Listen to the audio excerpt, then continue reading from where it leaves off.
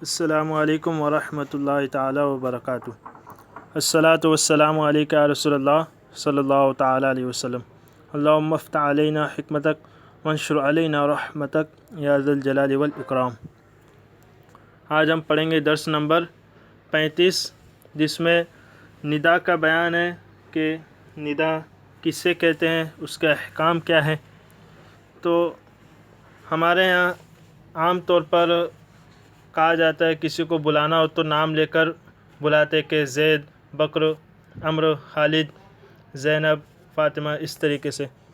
لیکن کلام عرب میں عرب والے کچھ الفاظ مخصوصہ ہیں، ان کے ذریعے وہ ندا دیتے ہیں، پکارتے ہیں، سامنے والے کو بلاتے ہیں۔ تو اس کے متعلق آج ہم پڑھیں گے، اور یہ آج کا سبق بہت اہم ہے انشاءاللہ۔ اس سے ہمارے کئی مسائل عقائد کے بھی حل ہوتے ہیں۔ دیکھیے ندا کسے کہتے ہیں، بتا رہے ہیں کہ کسی کی توجہ اپنی طرف کرنے کے لیے ندا کا استعمال کیا جاتا ہے۔ کسی کی توجہ اپنی طرف، یعنی اس کو اپنی طرف مخاطب کرنے کے لیے، متوجہ کرنے کے لیے ان کا استعمال کیا جاتا ہے۔ اس کے لیے مخصوص حروف استعمال کیے جاتے ہیں عربی میں، جنہیں حروف ندا کہتے ہیں، اور جس کی توجہ مطلوب ہو اسے منادہ کہتے ہیں۔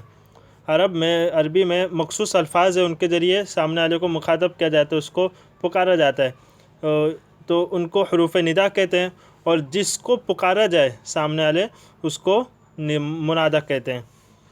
اب بتا رہے کہ حروف ندا کتنے ہیں، وہ 5 ہیں: یا، ایا، حیا، ای اور حمزہ مفتوحہ۔ تو ان 5 کو اچھے سے آپ یاد کر لیں۔ اب پھر بتا رہے کہ ان کا استعمال، یہ 5 تو بتا دیے، 5 حروف ندا، لیکن کون سا حرف کب استعمال ہوتا ہے، کس لیے استعمال ہوتا ہے، وہ یہ بتا رہے ہیں کہ یا ایک قریب و بعید اور متوسط سب کے لیے استعمال ہوتا ہے، چاہے کوئی شخص قریب ہو یا دور ہو یا درمیان میں ہو، سب کے لیے استعمال ہوتا ہے۔ یہ یا ہے نا، جو اس کے متعلق اس سے سمجھ لیجیے کہ یا یہ جھگڑالو ہے، اس کے متعلق بہت سے جھگڑے ہوئے لوگوں میں۔ تو یا بعض لوگ کہتے ہیں کہ صرف قریب کے ہی لیے، تو آپ یا رسول اللہ کیوں کہتے ہیں؟ تو ان سے کہا جائے کہ یا قریب نہیں، یا بعید کے لیے بھی، متوسط کے لیے، تینوں کے لیے۔ اگر کوئی حضور کو یہ سمجھ کر یا کے ذریعے پکارے کہ حضور مدینہ شریف میں ہے، تو یا کے ذریعے وہ پکار سکتا ہے، کیونکہ یہ بعید کے لیے بھی آتا ہے۔ اگر کوئی مومن، کوئی اہل سنت والجماعت کا کوئی سنی اگر حضور کو اپنے قریب سمجھ کر پکار رہا ہو، مخاطب ندا دے رہا ہو، تو وہ بھی یا کے ذریعے پکار سکتے ہیں، کیونکہ یا قریب کے لیے استعمال ہوتا ہے۔ کیونکہ رب تبارک و تعالیٰ نے خود قرآن میں ارشاد فرما دیا ہے کہ نبی تمہارے جان سے بھی زیادہ قریب ہے۔ تب جب قرآن میں فرما دیا تو پھر اس پہ بحث ہی نہیں ہونی چاہیے، لیکن اب کچھ لوگ اپنی جیبیں گرم کرنے کے لیے سب مسائل اٹھاتے ہیں۔ اب پھر ہے ایا اور حیا، یہ صرف بعید کے لیے استعمال ہوتے ہیں۔ پھر ہے ای اور حمزہ مفتوحہ، یہ قریب کے لیے۔ تو یہ 5 کا آپ یاد کر لیجیے، ایا اور حیا یہ صرف بعید کے لیے، اور ای، حمزہ مفتوحہ یہ دونوں صرف قریب کے لیے، اور یا یہ قریب، بعید، متوسط، ہر چیز کے لیے، تمام کے لیے۔ اب منادہ ایسا اسم ہے جو حروف ندا کے بعد آتا ہے، اور اس سے منادہ کی توجہ مطلوب ہوتی ہے، یعنی سامنے والے کی، جس کو پکارا جا رہا ہے، جس کو ندا دی جا رہی ہے، جیسے یا رسول اللہ صلی اللہ تعالی علیہ وسلم۔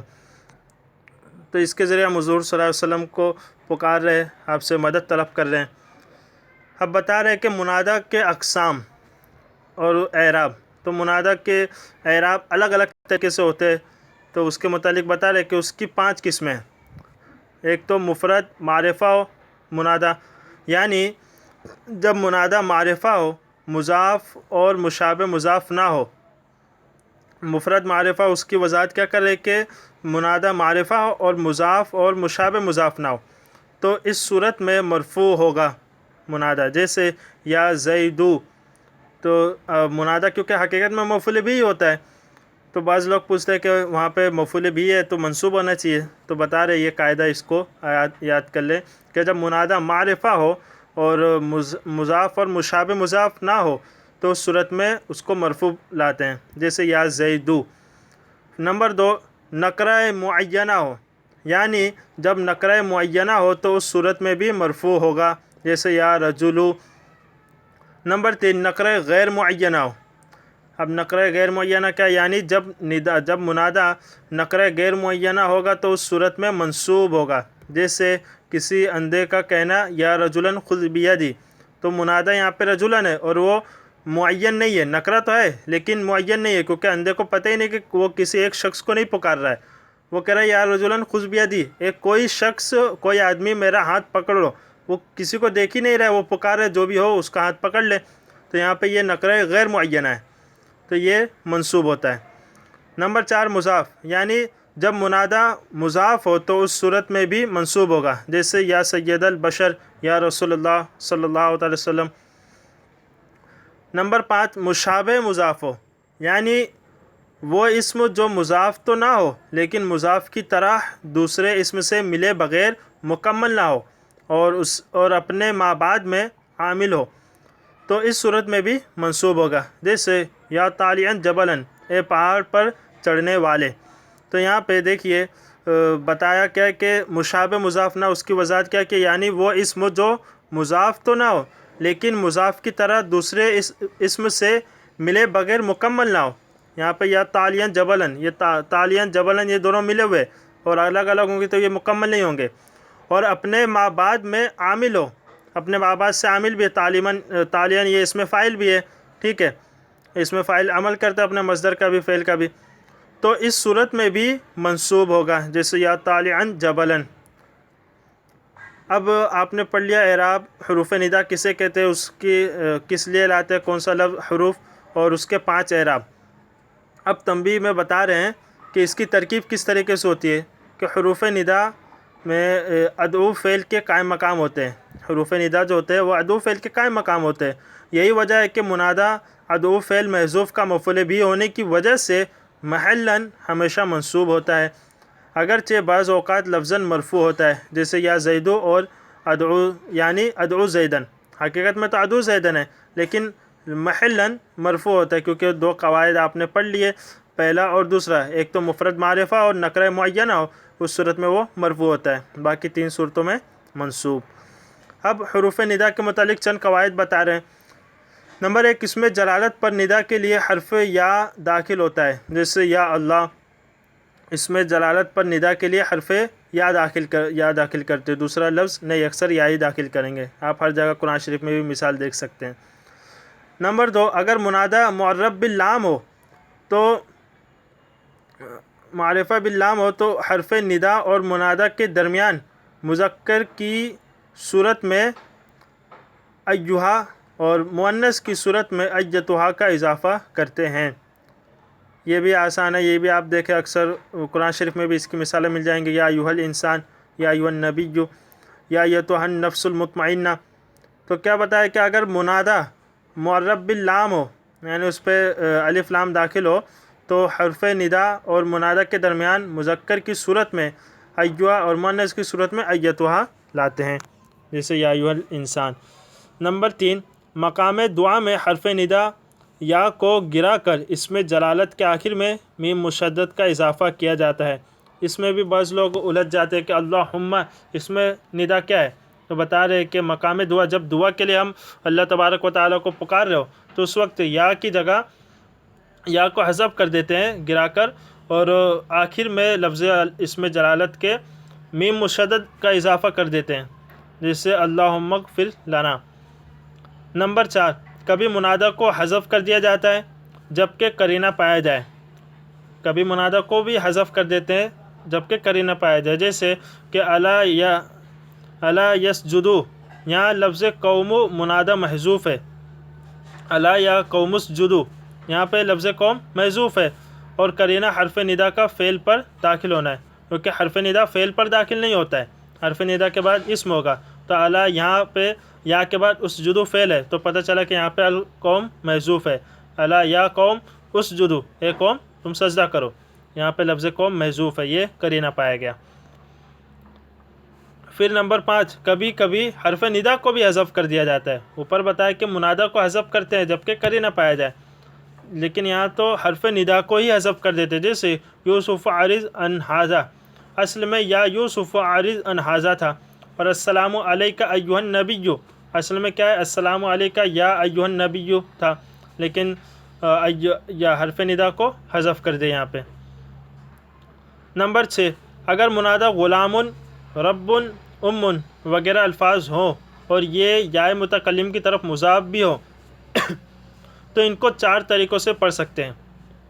یہ دیکھیے غلام، رب، اور بھی کچھ الفاظ ہیں، یہ جب یا متکلم کی طرف مضاف ہو تو ان کو 4 طریقے سے پڑھ سکتے ہیں، حرف ندا کے بعد ہو اور یا متکلم کی طرف مضاف بھی ہو اس صورت میں، جیسے یا غلامی، ایک تو یہ، یا غلامیہ 2، یا غلامی 3، یا غلامہ 4، ان 4 طریقے سے ان کو پڑھ سکتے ہیں۔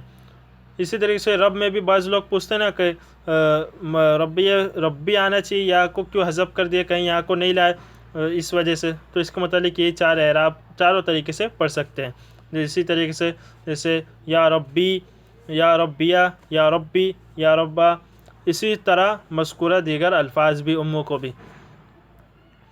اب نمبر 7، اگر منادہ مفرد معرفہ ہو اور اس کے بعد ابن یا بنتن کا لفظ آ جائے تو منادہ ابن اور بنتن سمیت یعنی ان کے ساتھ منصوب ہوگا، جبکہ بعد والا علم مضاف الیہ ہونے کی وجہ سے مجرور ہوگا۔ یہ دیکھیے کیا بتا رہے ہیں، جس سے مثال بھی دے رہے، اس سے آپ انشاءاللہ سمجھ جائیں گے۔ اگر منادہ مفرد معرفہ ہو، مفرد معرفہ آپ نے پڑھ لیا، ٹھیک ہے، اگر منادہ مفرد معرفہ ہو اور اس کے بعد ابن یا بنتن کا لفظ آ جائے، لفظ ابن یا بنتن دونوں میں سے کوئی ایک آ جائے تو منادہ ابن اور بنتن سمیت یعنی ان کے ساتھ منصوب ہوگا۔ کس صورت میں؟ جبکہ بعد والا علم مضاف الیہ ہونے کی وجہ سے مجرور ہوگا۔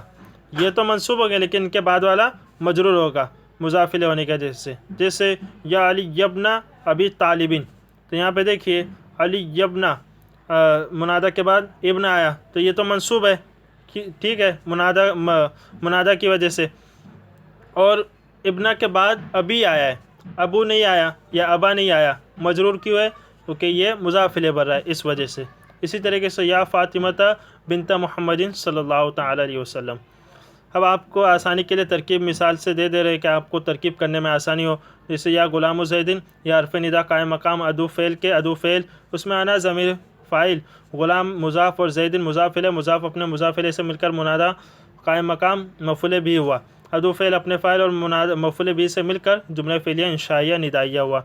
اب دوسری مثال دے رہی ہے تو یا کی ہوئی، اور ایھا، اس کی ترکیب کیسے کریں گے؟